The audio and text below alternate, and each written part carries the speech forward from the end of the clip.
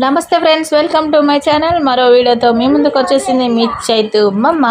ఈరోజు మన వీడియో ఏంటి అంటే, కార్లో వెళ్తూ అయితే మనం ముచ్చట్లు పెట్టుకుందాం. ఇంతకు ఎటు పోతున్నాం అనేదేగా మీ డౌటు. లేదండి, పెద్ద అడవిలోనైతే పోతున్నాం. అడవిని పట్టుకొని పోతున్నాం. ఇంకా అది ఎక్కడ దాకా పోతుందో మేము ఆడ దాకా పోవుడే.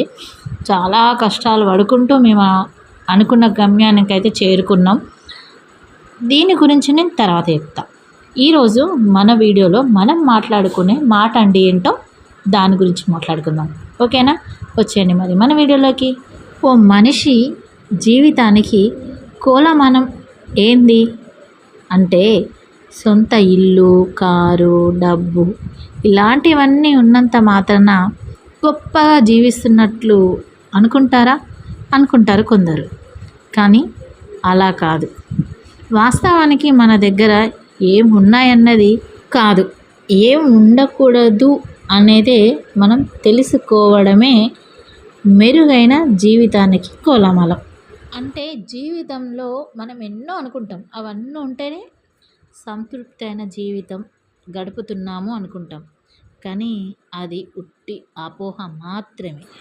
ఉదాహరణకి ఆకలైందనుకోండి, కొద్దిగా అన్నం కూర ఉంటే సరిపోతుంది. అంటే మన కడుపులో పట్టేంత వరకు తిని అమ్మ కడుపు నిండింది అనుకున్నంత వరకు ఉంటే సరిపోతుంది.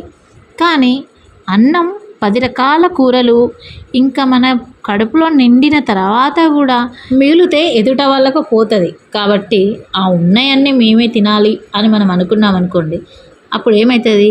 మన పొట్ట పగిలి చెక్కలవుతుంది. అంటే పగిలినంత పని అవుతుంది మనకు కడుపుబ్బరమై. సరే, జీవితంలో ఏ ఉంటే అందంగా ప్రశాంతంగా ఉంటుంది అని చాలామంది అనుకుంటాము. అలాగే ఏ ఉండకపోతే అసలు మన జీవితం ప్రశాంతంగా ఉంటుందో ఇప్పుడు మనం చర్చించుకుందాం. ఒకటి, అనారోగ్యంగా ఉన్నామనుకోండి, అసలు మనకి ఎన్నున్నా పైన నేను చెప్పిన అన్నీ మనము మన జీవితంలో ఎన్నున్నా అన్నీ వృధానే. కారు, బంగ్లా, పైసలు, బీసలు, తిండి ఏదైనా అనుకోండి. మన ఆరోగ్యం బాగాలేదనుకోండి, అసలు ఏ పనులు చేయలేం. ఏమున్నా మనం అవి అనుభవించలేం. కాబట్టి ముందుగా మన జీవితంలో ఆరోగ్యం అనేది బాగుండాలి. అది ముఖ్యమైన పాత్ర. ప్రతిదానికి ఆరోగ్యంతో ఖచ్చితంగా లింక్ ఉంటుందండి. ఇంకా రెండోది అప్పులు. ఇక అప్పుల గురించి మాట్లాడుకోవాలంటే ఒక్కసారి మంచిగా ఆలోచించి చూడండి. మనం జీవితంలో సంపాదించే అంత వయసు వచ్చినాక వెంటనే ఏదో ఒక పని చెయ్యాలి అని సంపాదిస్తున్నామా?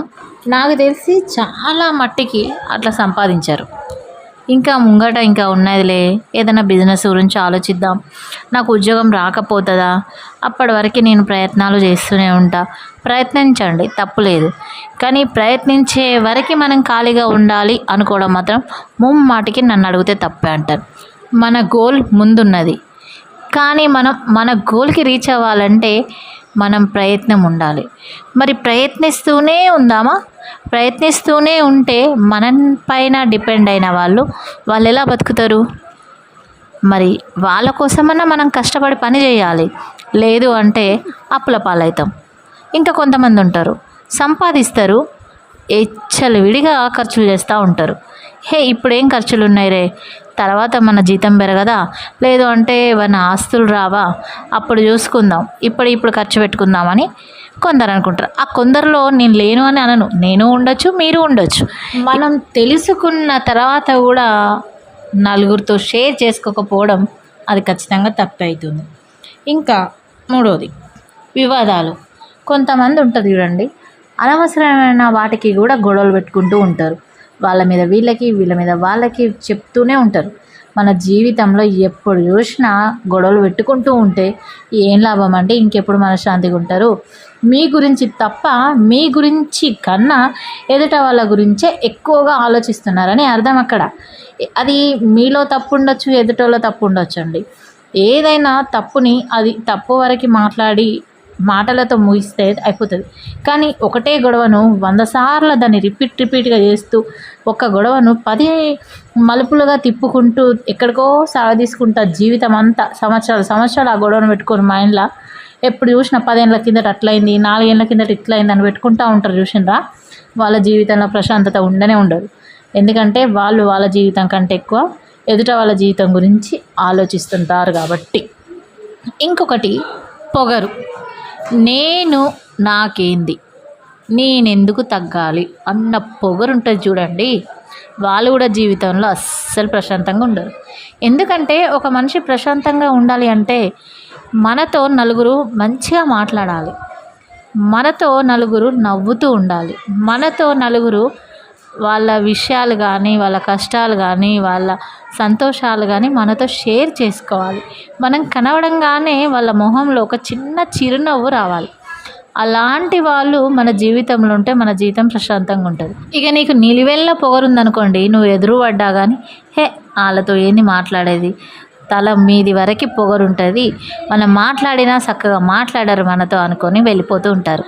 ఒకవేళ మన వెనకాల మన గురించి మాట్లాడాల్సి వచ్చినా దానికి దండి బలుపు ఉన్నది వాడు కానీ అది కానీ ఏంది వాళ్ళతో మనకు ముచ్చట్లు అని అనుకుంటారు. కాబట్టి పొగరు అనేది మనకు ఉండద్దు. మనం ఎంత సంపాదించినా ఎలాంటి హోదాలో ఉన్నా ఆ పొగరు మాత్రం మనకు అస్సలు ఉండద్దండి. పొగరు లేకపోతే ఎదుట వాళ్ళు మనతో ఎలా ప్రవర్తిస్తారన్నది మన జీవితంలో దాన్ని బట్టే మనం ప్రశాంతంగా ఉంటామని నేను అనుకుంటున్నాను. ఇక ఇంకోటి, హద్దులు లేని ఆశలు. నిజమేనండి. ఒకప్పుడు మన ఇంట్లో ఒక చిన్న టీవీ ఉంటే ఎంతో హ్యాపీగా ఇంట్లో వాళ్ళందరం కలిసి చూసేవాళ్ళం. కానీ ఇప్పుడు పెద్ద టీవీ కావాలి, అందులోనూ మళ్ళీ ఒక్కొక్కరు 2 రూములలో టీవీలు పెట్టుకుంటున్నారు. ఎందుకంటే ఒకరు ఒక ఛానల్ ఎవరికి నచ్చిన ఛానల్ వాళ్ళు చూడడానికి. కానీ ఇంతకుముందు ఒక చిన్న టీవీ ఉన్న ఫ్యామిలీ మొత్తం కలిసి ఒక్కటే చూసేవాళ్ళు.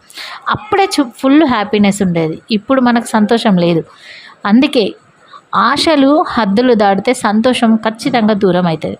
ప్రశాంతత అంతకన్నా ఎక్కువ రెట్టు దూరం అవుతుంది. ఉన్న దాంట్లో సంతృప్తిగా బ్రతకడమే అది సంతోషకరమైన జీవితం. ఆశలు ఉండాలి కానీ అత్యాశలు ఉండద్దు. సైకిల్ ఉన్న వాళ్ళు మోటార్ బైక్ కావాలి అనుకోవడంలో తప్పు లేదు. ఆ మోటార్ బైక్ రావడం కోసం ఎంత కష్టపడాలో అంత కష్టపడాలి. కానీ సైకిల్ ఉన్నవాడు డైరెక్ట్గా నాకు ఒక కారు కావాలి అనుకోవడం మాత్రం ముమ్మాడికి అత్యాశే. ఆ కారు కోసం ఎన్నో అప్పులు తిప్పలు. ఇప్పుడన్నీ నేను చెప్పినవి మన జీవితంలో ఉండకుండా మనం చూసుకోగలిగితే మన జీవితం ఒక మంచి కోలమనం అవుతుంది కదండి ముచ్చట. మరి మీకు అర్థమైందని అనుకుంటున్నాను. నచ్చితే మాత్రం వీడియో లైక్ చేయండి, షేర్ చేయండి, కామెంట్ చేయండి, సబ్స్క్రైబ్ చేయండి.